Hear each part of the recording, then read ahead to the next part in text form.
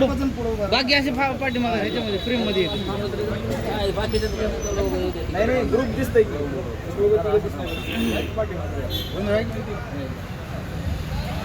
पाठीमागून खावा फाईट कमी असते थोडं पुढे राहावा.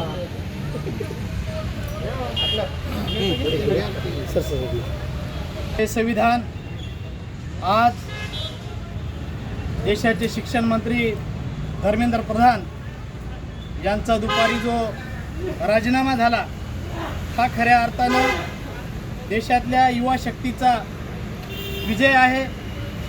खऱ्या अर्थानं मागच्या 12 वर्षापासून जी लोकशाहीला मरगळ आली होती ती लोकशाहीची मरगळ आज लोकशाहीनं कात टाकली की काय असं आज या ठिकाणी वाटतंय. गेल्या महिनाभरापासून देशामध्ये या देशातल्या युवा शक्तीनं जे वातावरण तयार केलं होतं, कारण यामुळं देशातल्या विरोधी पक्षाला सुद्धा एक ताकद मिळाली आणि आज मोदी सरकारला झुकावं लागलं. या देशाच्या चीफ जस्टिसनं जे झुरळ संबोधलं होतं इथल्या युवकांना, त्या युवकांना दाखवून दिलं की काय करू शकतात युवक. तसं पाहायला गेलं तरी काय फक्त नीट पेपर फुटीपुरता राग होता असं मला वाटत नाही, कारण मागच्या 12 वर्षापासून या देशातल्या युवकांना खूप काही सहन केलंय. ज्यांना वाटतं युवक फक्त पेपर फुटीमुळं पुढं आलते की काय, असं नसून या ठिकाणी या युवकांना इथल्या शेतकऱ्याचं आंदोलन बघितलंय, या युवकाने इथला पुलवामा हल्ला बघितलाय, या युवकाने इथला पहलगामचा हल्ला बघितलाय, या युवकांना इथले आमदार फोडताना बघितले, तिथले खासदार फोडताना बघितले. या देशातली सगळी संपत्ती, या देशातल्या सगळ्या ज्या काही शासकीय संस्था आहेत त्या मोदीच्या आपल्या अदानी आणि अडानीच्या घशात घातलेल्या बघितलेल्या आहेत. इथल्या युवकांना इथली जी ही आहे मतदान यंत्रणा आहे किंवा आयोग जो आहे निवडणूक आयोग हा कशा पद्धतीनं सरकारनं आपल्या हातात घेतला आहे ते बघितलं आहे. इथल्या युवकांना EVM जाळलेल्या बघितल्या, इथल्या युवकांना इथली जंगलतोड पाहिलेली आहे, आदिवासी रस्त्यावर उतरलेला बघितला आहे. आणि ही सगळी धगधग गेल्या 12 वर्षापासून जी या तरुण पिढीमध्ये होती त्या तरुण पिढीचा सगळा रोष इथं आता या नीटच्या निमित्तानं बाहेर पडला आणि हा लाखोचा युवक रस्त्यावर उतरला आणि या युवकांना दाखवून दिलं ते अभिजित दीपके ज्या पद्धतीनं म्हणला की झुकती है दुनिया झुकाने वाला चाहिए. या युवकांच्या मनातली भीती आता मरून गेलेली आहे, नष्ट झाली आहे. ही फक्त ट्रेलर आहे. इथून पुढे ह्या सरकारनं सतर्क राहावं, सावध राहावं, नाहीतर अन्यथा इथून पुढे आता सगळ्याची बारी येणार आहे. ही 29चा ट्रेलर आहे म्हणायला हरकत नाही. धन्यवाद. जय भीम. संविधानाचा आहे, विद्यार्थ्यांचा आहे, देशातील न्यायव्यवस्थाचा आहे. आपण बघितलं की 22 लाख विद्यार्थी या नीट पेपर परीक्षेला बसले होते. मी असं म्हणेन की NEET paper, TET paper, CET paper असे वेगवेगळे पेपर आणि कॉम्पिटिटिव्ह एक्झामचे MPSCतले पेपर हे गेल्या काही वर्षभरात फुटले आहेत आणि 22 विद्यार्थ्यांनी ह्या नीट पेपरच्या परीक्षेमध्ये नंतर आत्महत्या केली होती. त्या 22 विद्यार्थ्यांच्या परिवाराला ही खरी श्रद्धांजली आहे. आणि मी असं म्हणेन की त्या परिवारासाठी 1 कोटीची मागणी ही आम्ही आज इथं करतोय. किमान या सरकारने त्या 22 परिवाराला 1-1 कोटी तरी निदान दिले पाहिजेत. आणि मी असं म्हणेन की काल जे आम्ही परवाच्या दिवशी छत्रपती शिवाजी महाराज चौकात या सरकारचा या धर्मेंद्र प्रधानचा शिक्षण मंत्र्याचा जो पापाचा घडा फोडला होता तो आज हा राजीनामा दिल्यानंतर हा खरा फुटला आहे, मी असं म्हणेन. आणि मी अजून त्याच्यामध्ये एक असं ॲड करतो की या देशामध्ये आपण बघताय की खूप काही गोष्टी बोलल्या गेल्या. आपण अहमदपूरमध्येच का आंदोलन केलं, कारण की आमची संघटना ही पुण्यामध्ये काम करते. मी बघितलं की नीट पेपर फुटी हे लातूरची बदनामी झाली, लातूर पॅटर्नची बदनामी झाली. काही क्लासेसवाल्यांमुळे, काही शिक्षकांमुळे या लातूर पॅटर्नचा खूप अपमान केला गेला. मी असं म्हणेन की लातूर पॅटर्न हा हातावरच्या बोटावर असलेल्या काही व्यक्तींमुळे फेमस नव्हता. हा लातूर पॅटर्न जे कष्ट करणारे विद्यार्थी आहेत, जे मेहनत घेणारे विद्यार्थी आहेत, जे प्रामाणिक विद्यार्थी आहेत, त्या प्रामाणिक विद्यार्थ्यांच्या अभ्यासामुळे, त्यांच्या गुणवत्तेमुळे प्रसिद्ध होता. महात्मा गांधी कॉलेज असेल, लातूरचे शाहू कॉलेज असेल किंवा दयानंद कॉलेज असेल, यशवंत कॉलेज असेल, अशा विविध कॉलेजमुळे हा लातूर पॅटर्न प्रसिद्ध आहे आणि तो कायम राहील. आणि एवढं बोलून मी थांबतो. 25 जुलै त्या देशाचे कर्तबगार शिक्षण मंत्री यांनी राजीनामा दिल्याबद्दल पूर्ण देशातर्फे त्याचे हार्दिक अभिनंदन. आताच माणसाने एवढं बेशरम असू नये. तो दोष त्यांचं पण नाही. आमचे आदरणीय पंतप्रधान परवा दिवशी इंस्टाग्रामवर रील टाकले. मन की बातपासून सुरू झालेला प्रवास आता इंस्टाग्रामच्या रीलवरून पोहोचलेला आहे. आणि 47व्या दिवशी त्यांना जाग आली. तर ते ह्याच्यामध्ये बोलत असताना सुद्धा त्यांनी विद्यार्थ्यावर झालेल्या लाठीमाराबद्दल, शिक्षण व्यवस्थेबद्दल आणि धर्मेंद्र प्रधानांच्या राजीनाम्याबद्दल चकार शब्द काढला नाही. कारण एक गोष्ट स्पष्टपणे जाणवते आहे की ह्या सत्ताधारी लोकांना एक तंत्र अवगत झाले निवडणुका जिंकायचं.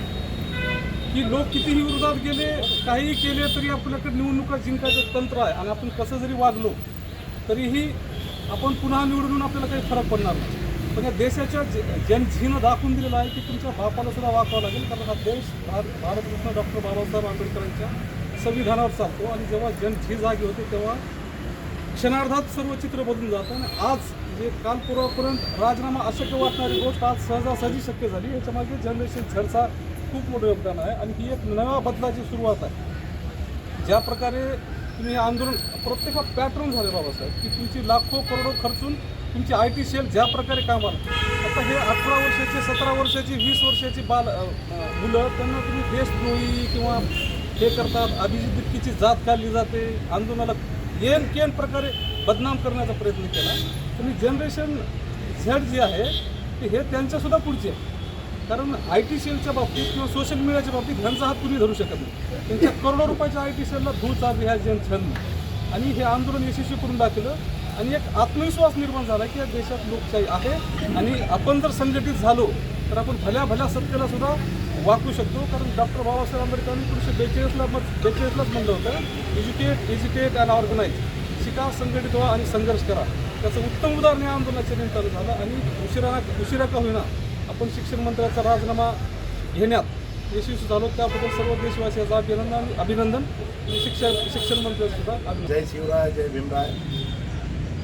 या ठिकाणी आज जो ऐतिहासिक निर्णय विद्यार्थ्यांनी करून घेतला, जंतर मंतरच्या आंदोलनाला यश आलं आणि देशाचे शिक्षण मंत्री महेंद्र प्रधान यांना राजीनामा द्यावा लागला.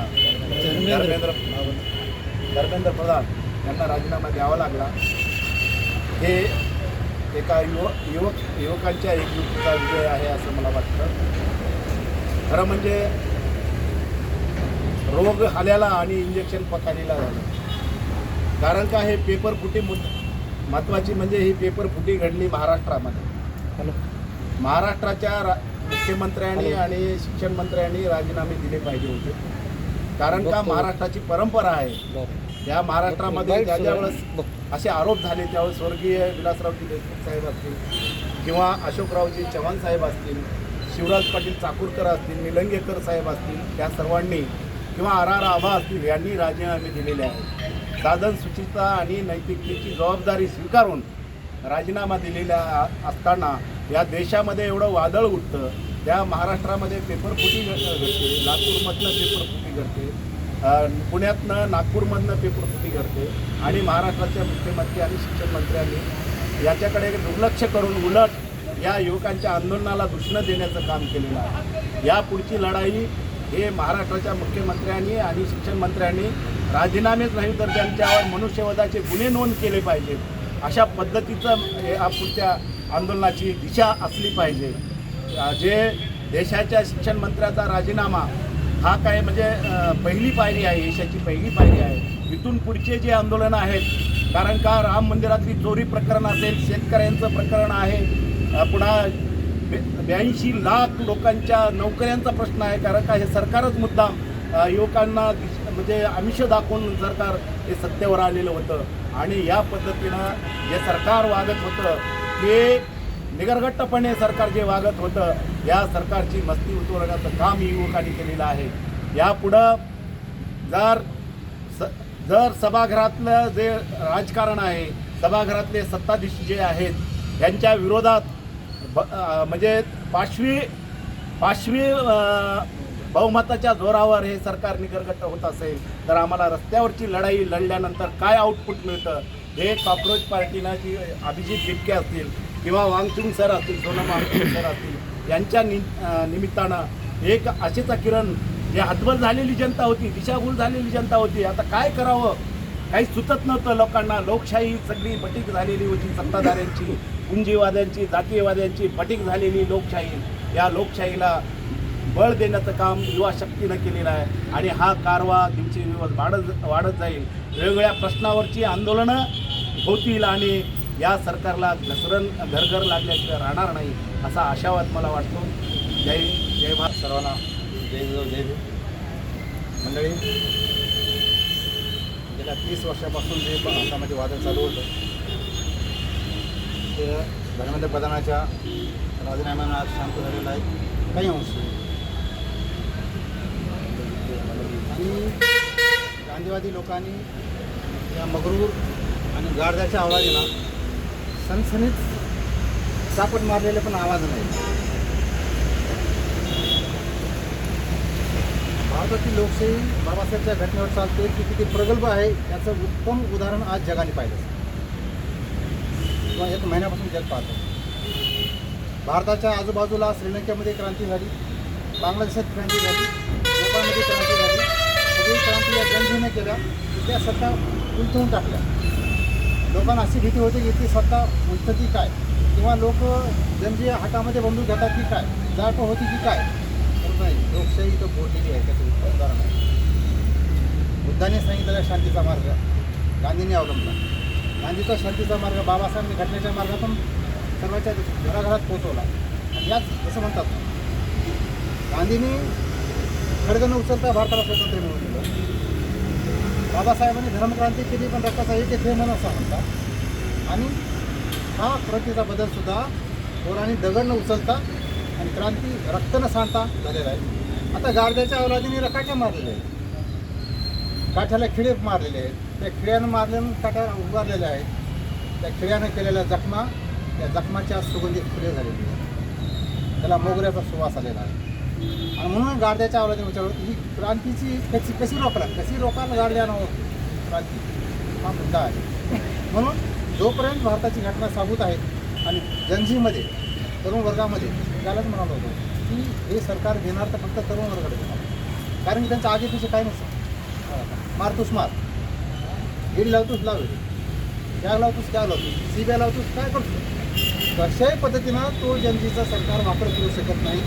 हे ज्यावर्षी शासनाला लक्षात आलं त्यावर्षी शासनाला याचा राजीनामा द्यावा लागला. आणि मला सगळ्यात जास्त कौतुक याचं वाटतं सर, दिल्लीमध्ये ज्यावेळेस काट्या खालं होते एका मुलीनं सर मुलीनं तर पोरांना वाचवण्याचा प्रयत्न करायचा.